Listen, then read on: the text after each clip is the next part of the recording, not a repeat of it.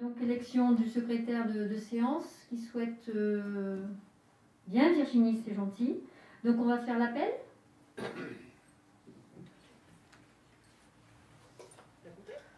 Oui. Bonsoir à tous. Nathalie Lallier. Présente. Fabrice Varnier. Présent. Caroline Delavaux-Pieracci. Présente. Fouadi Damou. Présent. Françoise Dodipouillet. Présente. Alain Coqueret. Présent. Catherine Ray, absente de pouvoir, Nathalie Lallier. Pascal Brulfer. Présent. Virginie Papin-Philippe, présente. Michel Prieur. Présente. Jean-Luc Duclielmi, absent de pouvoir, Alain Coqueret. Sylvain Amar. Présent. Martine Théou, absente de pouvoir, Pascal Brulfer. Hélène Colella, absente de pouvoir, Françoise Dodipouillet. Jacques Di Marco. Présent. Paola Correa. Présente. Sandrine Pisani-Vétréno. Présente. Carole Ouvrard. Présente. Guillaume Régement. Présent. Alexandre Miranda. Présent. Adrien Leporini, absent pouvoir, Léa Bellard. Présente. Hugo Capocci. Présent. Nathanaël Vétréno. Présent. Gino Capocci. Présent. Pascal Picard, absent pouvoir, Peggy Perrochon. Présente. Stéphanie Jankiewicz, absent de pouvoir, Peggy Perrochon. Philippe Babi. Présent. Bienvenue.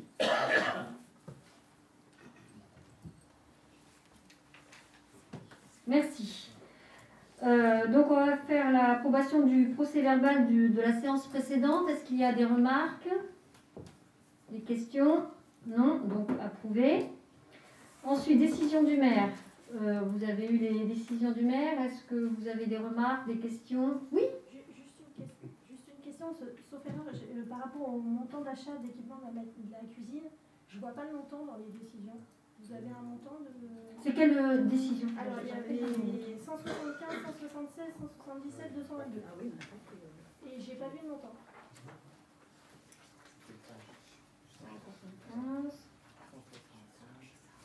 Si vous voulez, c'est en page 22. Ouais. C'est une blague sur-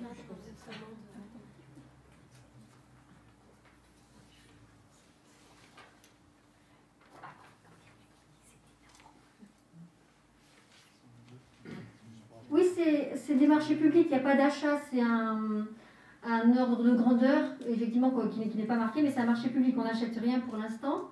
C'est simplement si on a besoin de matériel, alors chaud, donc c'est des fours, des plaques, froid c'est frigo, qu'est-ce qu'il y a encore? Voilà, c'est tous les achats d'équipements, et c'est des lots, mais on n'achète rien, c'est si ça tombe en panne.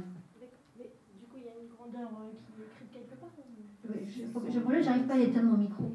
Ah, ça y est. On s'entend, c'est pas grave. Oui, je les ai pas en tête. Je regarderai plus tard à ce moment-là, parce que je les ai peut-être là-dedans.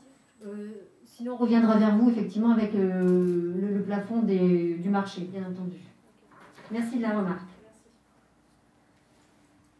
Alors, premier point, installation du... Donc, on est d'accord pour les décisions, mis à part le complément d'information pour Peggy. Hein. Ensuite, installation donc, du nouveau conseiller municipal. Donc, suite à la démission le 15 novembre de Georges Paganini et ensuite de Madame Magda Benjilali pour la liste de demain pour Paray, conformément à l'article L270 du Code électoral, donc le candidat suivant est proposé au poste vacant. Et conformément à ces dispositions, j'ai un écho là, conformément à ces dispositions, je m'éloigne un peu alors, Philippe Babi a accepté donc de prendre ce siège vacant et devient conseiller municipal. Donc bienvenue. Je n'ai pas dit Pierre, je sens que je vais confondre le chemin qu'on a à faire ensemble. Pierre étant son fils. Donc voilà, Philippe Babi qui est en place. Donc c'était pour avis tout simplement. Point 2, donc concernant effectivement les délégations, enfin pas les délégations, mais les commissions. Donc on propose à Philippe de reprendre celle qui était celle de Georges. Donc c'est la commission numéro 2, cadre de vie, aménagement et transition écologique. Ça convient? Tout à fait. Un petit mot pour cette intronisation, Philippe? Voilà, c'est bon. Je suis tout à fait ravi d'intégrer le conseil municipal. Voilà, je n'ai pas trop l'habitude de parler en public, donc voilà. Juste un petit merci à tous. Bienvenue. Merci. Bienvenue. Merci. Alors, ensuite, c'est la convention de superposition d'affectation du domaine public pour l'aménagement et l'entretien de circulation douce, promenade aménagée, pistes cyclables, des espaces verts sur l'emprise des aqueducs de la Vanne et du Loing. Donc c'est la Vanne. Qu'est-ce qu'on y fait, Caroline, à la Vanne?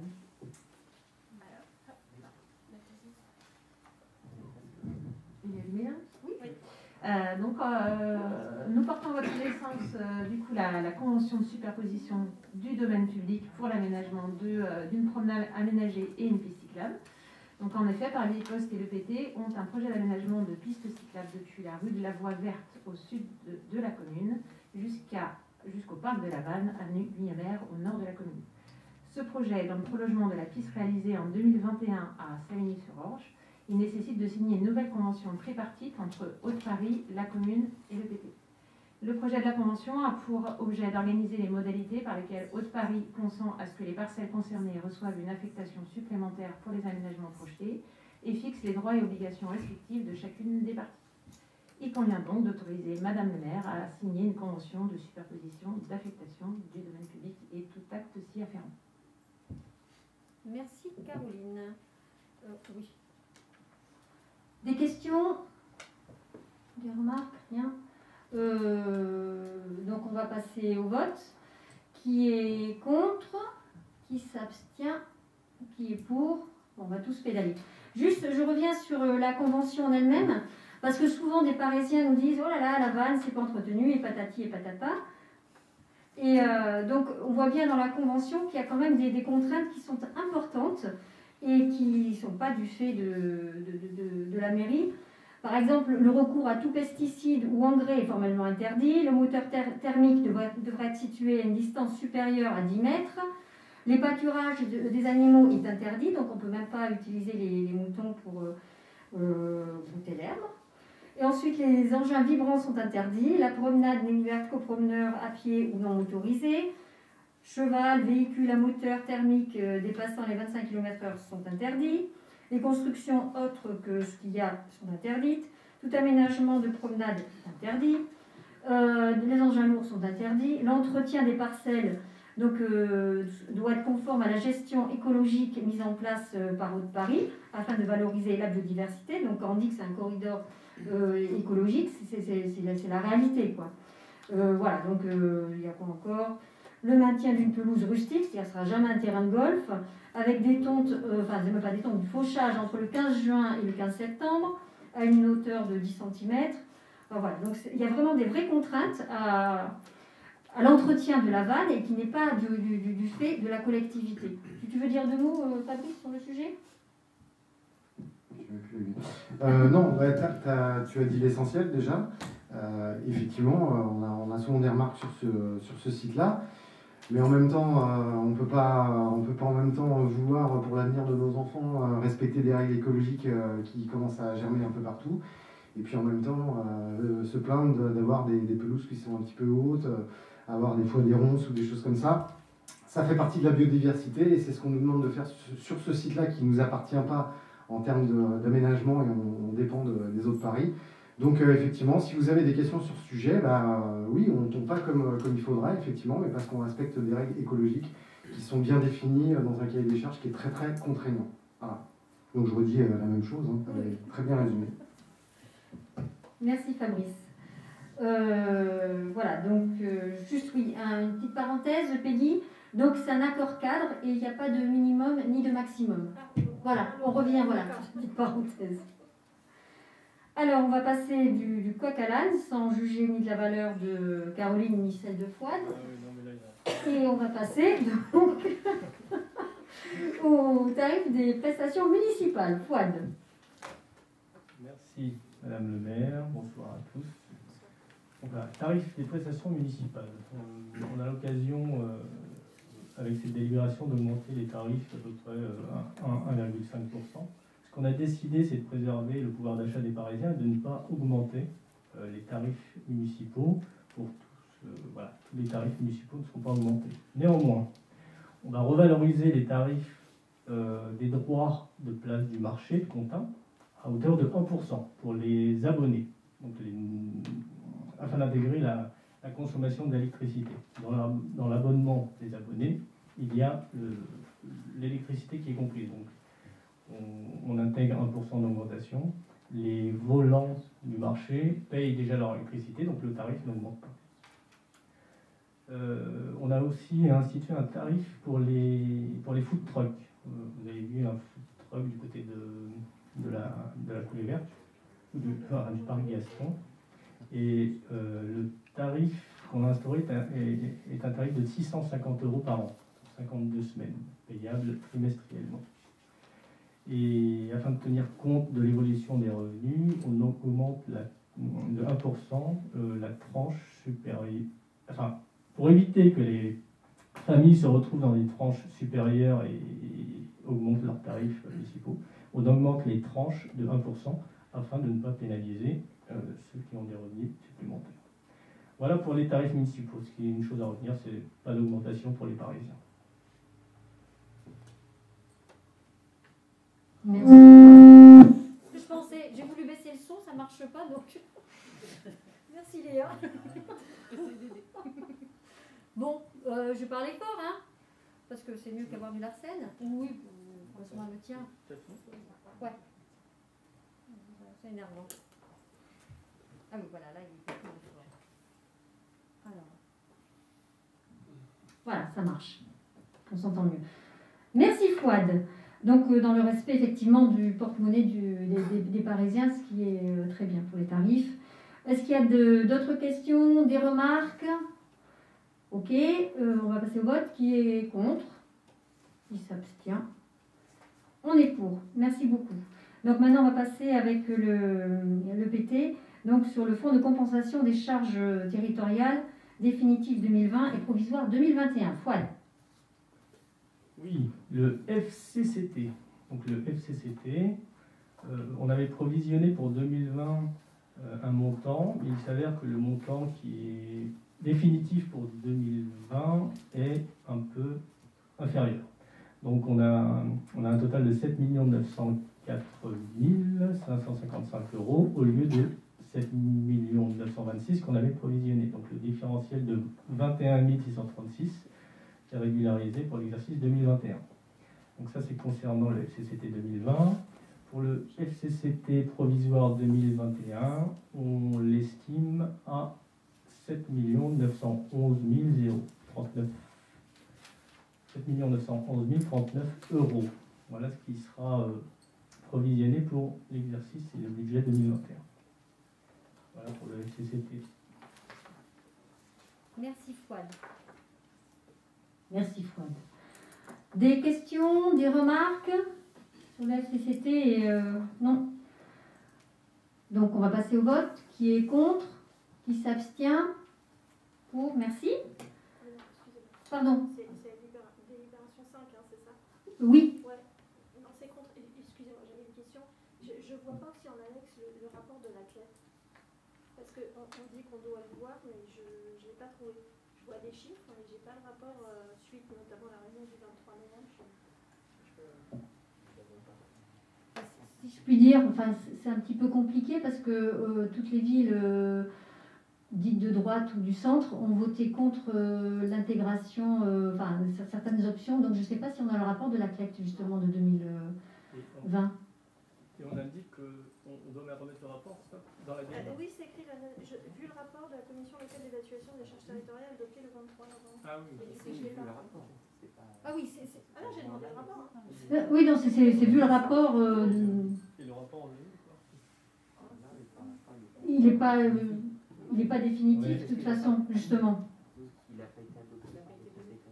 Le conseil territorial est demain soir et la commission et des finances et de la CLECT ont voté contre, de toute façon, certains points. Donc voilà, c'est pas. Et justement, par rapport à cette délibération, on l'a passée, parce que c'était avant la dernière commission de la CLECT où était Virginie, et on n'était pas sûr. On avait déjà envoyé le conseil, mais on n'est pas sûr effectivement qu'on reste là-dessus. Donc, mais c'est pour ça, comme le vote ouais. demain, c'est difficile de se positionner sur un rapport en plus qu'on n'a pas. J'entends bien.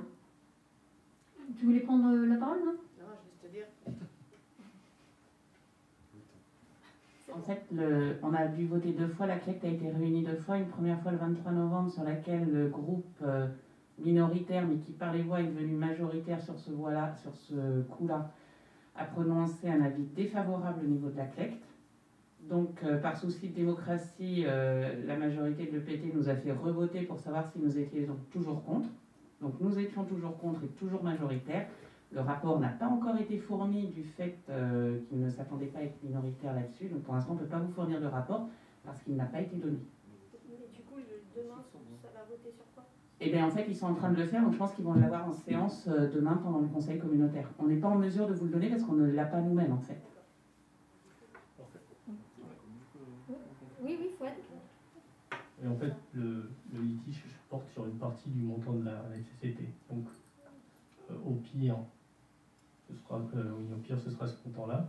Au mieux, ce sera encore en baisse. Donc, on préfère figer 2021, puisqu'on arrive à la fin. Et s'il y a du rattrapage, on le rattrapera en 2022 sur le budget 2022. Et effectivement, le rapport sera transmis quand il sera diffusé. Après, dans le fonctionnement, la CLECT émet un avis. D'accord? Donc, on a les éléments de calcul, etc. Et ensuite, la CLECT se réunit pour donner ces éléments et donner un avis favorable ou pas. Et là, il se passe qu'on n'est pas tous d'accord sur le côté FPIC 2020, et donc il y a discussion. Mais l'arbitrage final revient aux maires qui se réunissent demain.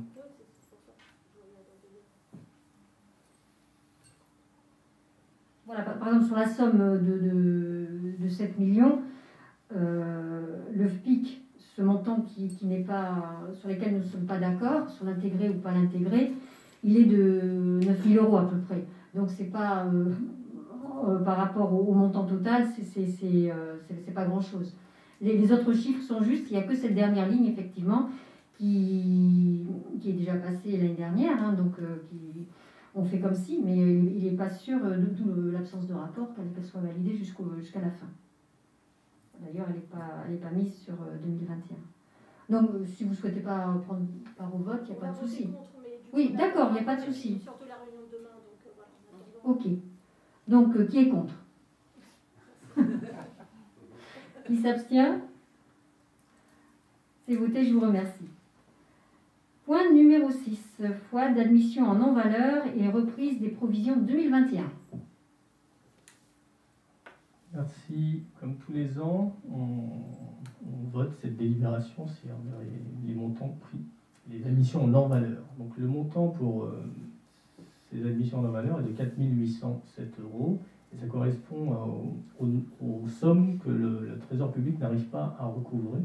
Et on parle des années 2017 et 2018. Donc tous les recours ont été faits pour récupérer ces montants.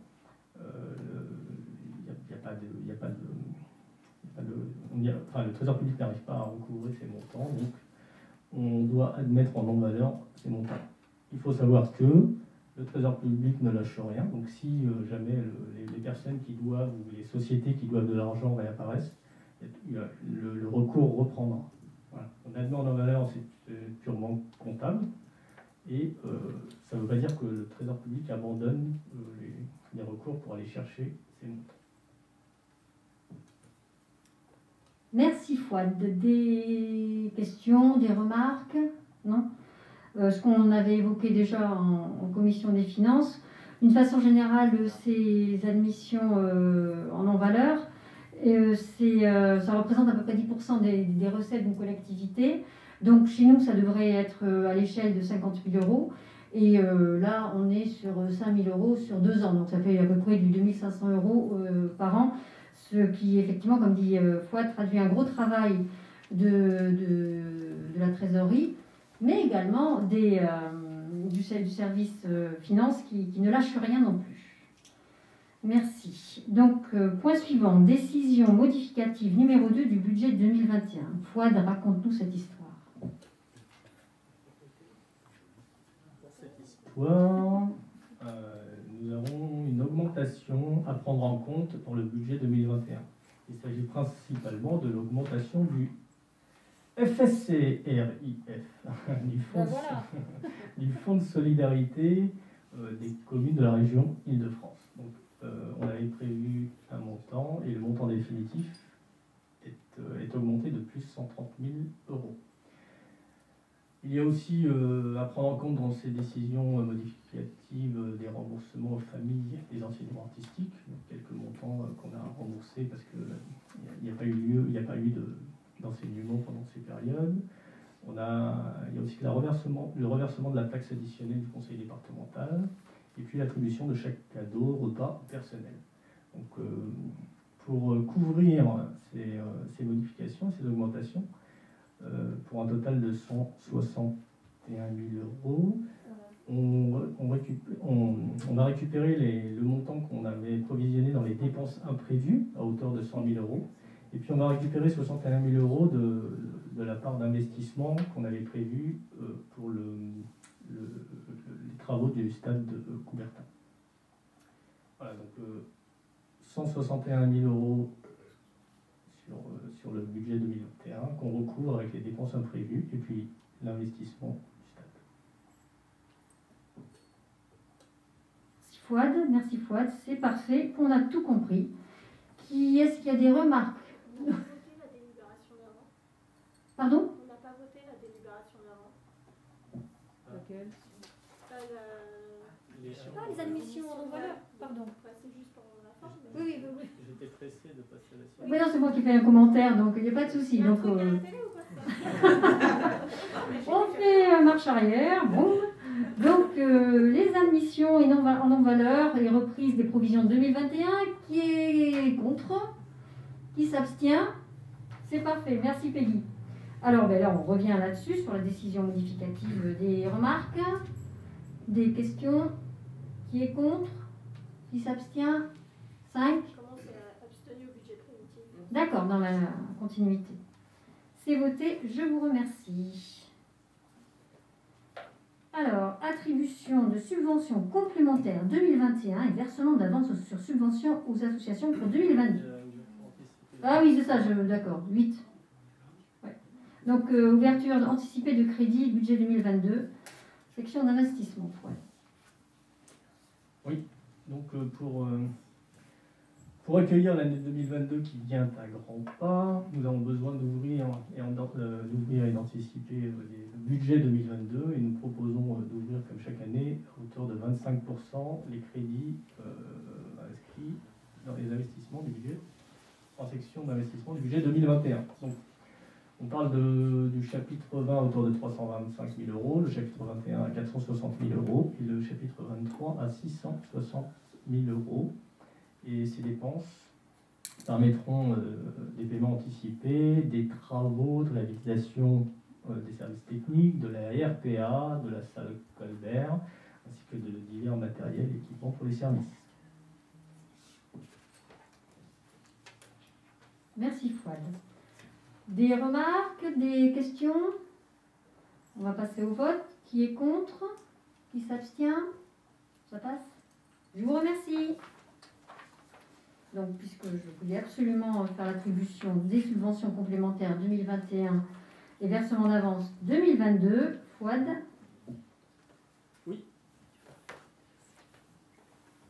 Oui, concernant l'attribution de subventions. Donc, nous proposons d'attribuer une subvention exceptionnelle à l'association du basket qui a un projet de vidéo en direct dans leur gymnase. Donc, ils nous ont demandé une subvention de 18 000 euros pour ce projet. Ils abondent de leur côté à hauteur de 8 000 euros. Donc, l'association de basket avait demandé 0 euros de subvention cette année. Et donc, voilà, ce projet permettant d'avoir de la vidéo d'entraînement et de suivre les entraînements en direct. Nous proposons cette subvention exceptionnelle à hauteur de 18 000 euros. La deuxième partie de cette délibération concerne les avances de subventions. Donc tous les ans, l'association du football et l'association GR, gymnastique rythmique de Paray demandent une avance sur subvention. Donc on propose 16 000 euros pour le Paray Football Club et 6 000 euros pour la GR. Voilà pour les subventions. Merci Fouad. Donc tout le monde connaît ces écrans, ces fameux écrans, puisque Peggy nous en a fait la démonstration. J'avais été voir sur YouTube. C'est bien, des gens qui s'intéressent, voilà. C'est bien. Donc d'autres remarques, des questions, non? On va passer au vote. Qui est contre? Qui s'abstient? C'est parfait, merci. Alors, on a fini avec la partie finance, on va passer à la partie ressources humaines. Je voulais tout d'abord vous présenter donc Lydia Moreau, qui est arrivée on ne l'a pas dit déjà, hein, de Viry-Châtillon. Mais si, je suis obligée, sinon je ne le fais pas. Qui est arrivée le 18 octobre, donc qui est notre nouvelle responsable des ressources humaines. Mais comme Philippe, elle n'aime pas parler en public, donc elle ne dira rien. Donc on va passer, Léa, avec la prime d'investissement. D'intéressement. Ça va ce soir? Merci, Léa. La prime d'intéressement à la performance collective. Donc, juste pour rappel, c'est une indemnité que le conseil municipal a la possibilité de créer et qui, sur la base d'objectifs à atteindre, permet de valoriser la performance des services. Donc, cette prime elle a été mise en place pour les agents de la commune pour la première fois en 2020 et on vous propose à travers cette délibération de poursuivre le dispositif pour la 3e année consécutive. Donc, dans les grandes lignes, il faut savoir que les nouveaux objectifs sont définis dans la délibération. Les conditions de versement n'ont pas été modifiées et le montant de la prime est fixé à 350 € pour tous les services. Merci Léa. Des remarques, des questions? On passe au vote. Qui est contre? Qui s'abstient? C'est voté. Parfait. Merci pour les agents. Mise à jour du tableau des effectifs. Léa. Mais oui, mais il est où? Ah oui, le ton. C'est pour savoir si tout le monde suit, mais je vois que c'est bien. Je vous remercie.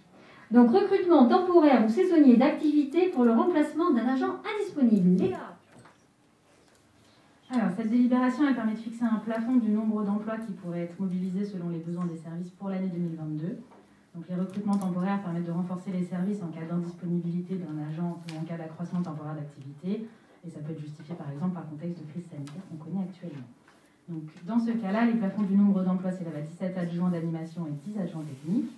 Et on prévoit également le recrutement de saisonniers en prévision de la période estivale et de l'organisation des séjours et de l'accueil de loisirs durant les vacances scolaires. Donc pour ces recrutements saisonniers, on prévoit un plafond de 27 adjoints d'animation, 23 adjoints techniques et 3 adjoints administratifs.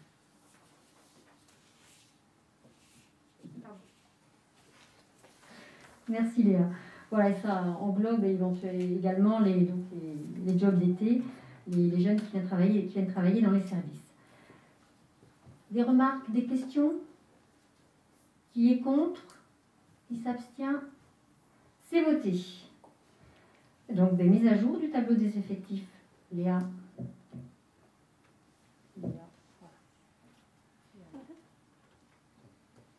C'est bon, c'est bon. Alors, vous le savez, comme à chaque conseil municipal, on modifie le tableau des effectifs. Donc, tout le tableau a été réétudié et remis à jour. C'est la raison pour laquelle il y a beaucoup de modifications aujourd'hui.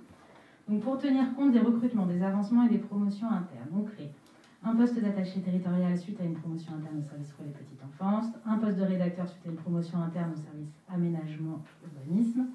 Suite à un avancement de grade au guichet unique, on crée un poste d'adjoint administratif principal de 2e classe. 2 promotions internes au CTM, donc on crée un poste d'ingénieur et un poste de technicien. Une promotion interne à la restauration, donc on crée un poste d'agent de maîtrise. Il y a un avancement de grade au service petite enfance au CTM et au Prieuré, donc il y a 7 postes d'adjoint technique principal de première classe qui sont créés. Et enfin 2 postes d'adjoint d'animation principale de première classe suite à l'avancement de grade au service enfance et jeunesse. Donc on supprime les anciens postes, à savoir un poste de rédacteur principal de première classe, un poste d'adjoint administratif principal de première classe, un poste de technicien principal de première classe, un poste d'agent de maîtrise principal, un poste d'agent technique principal de 2e classe, 7 postes d'adjoint technique principal de 2e classe, 2 postes d'agent d'animation principale de 2e classe.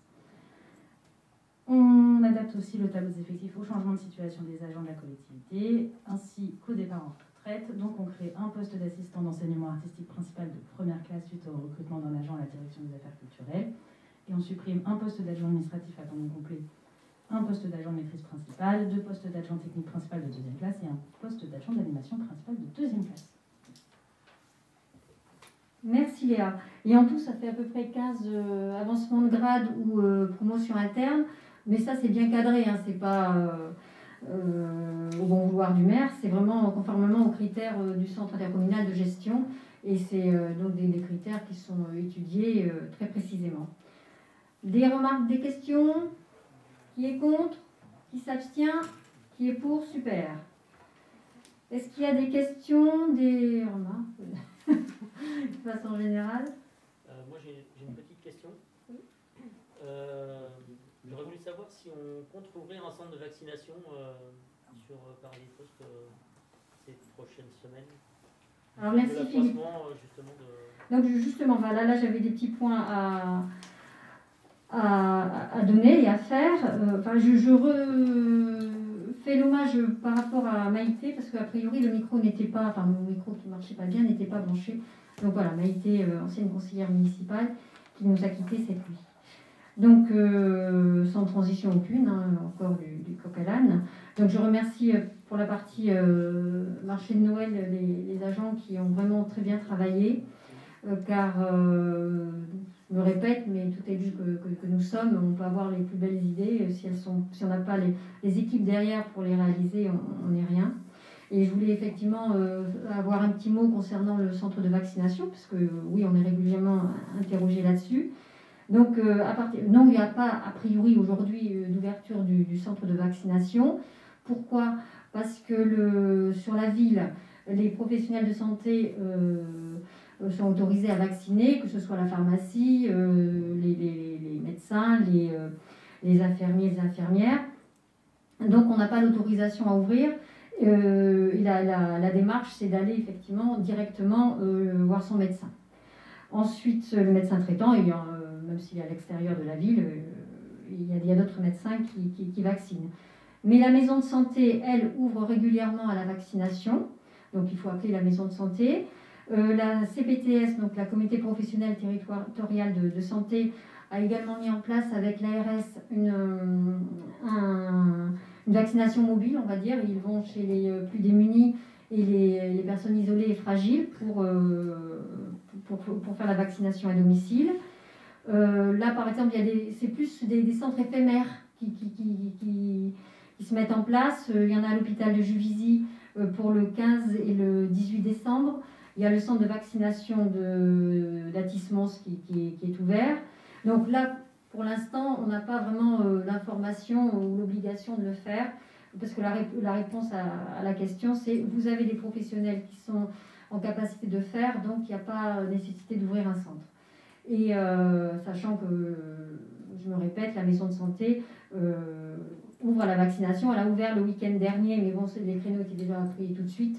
Donc voilà, il faut être attentif et chercher sur Internet où est ma dose. Voilà, ça répond à ta question. Ensuite, moi j'avais aussi des petites questions, parce que dans votre tribune, demain pour Paris, vous posez des questions, enfin je ne sais pas comment le formuler, là je reprends des phrases, il y a marqué pourtant l'heure est moins que jamais aux interrogations qui n'ont jamais de réponse. Je veux bien répondre, mais il faut des questions. Les élus du groupe Demain pour Paris souhaitent rencontrer prochainement Madame le maire afin d'obtenir des réponses claires et précises aux interrogations que se posent légitimement les habitants. Oui, moi il n'y a pas de problème. Donc c'est peut-être pas vous qui êtes auteur de ces mots, mais il me semble qu'on discute bien lors des commissions, enfin qu'on échange, que pour parler de pays, bon, mais, vous apportez des remarques. On était ensemble en commission, donc je suis désolée, sur des remarques effectivement que peuvent avoir les administrés. Donc là, c'était par rapport notamment à la cour Oasis et à l'impossibilité de jouer au football. Également, on a parlé du centre d'accueil de loisirs pour les petits qui manquent qui manquent pas de place, mais qu'il y a beaucoup de gens qui réservent à l'avance, et les résultats ont fini par manquer de place alors que les gens ne viennent pas systématiquement. Voilà, enfin, il me semble que lors des commissions, on échange, on partage, et voilà, moi, vous pouvez venir me voir quand vous voulez. Il n'y a pas de souci. Mais après, en commission, il y a des questions qui ne sont pas de commission qu'on ne vous pose pas, donc c'est juste ça. On peut avoir un entretien, on vous prendra, et puis voilà. On ne veut pas poser des questions qui sont en dehors de la commission. Je suis open. Voilà. Il n'y a pas de souci. Ouais. Voilà, donc le repas du personnel est annulé parce qu'on n'aura pas le temps, effectivement, avec les passes sanitaires, troisième dose du 15 janvier, sachant que le repas est programmé pour le 15 janvier. Les vœux du maire, on verra bien. Hein. Après, moi, ça ne me dérange pas de recevoir les Parisiens, mais s'il n'y a rien à boire, rien à manger, je ne sais pas s'ils vont venir pour mes beaux yeux. Hein. Et voilà, donc de toute façon, rendez-vous à tous pour le dernier rendez-vous des fêtes, donc le 24 décembre pour le vin chaud, et à ceux que je ne verrai pas, bonne fête de fin d'année. Et portez-vous bien, prenez soin de vous. Merci. Au revoir tout le monde. Merci. Merci.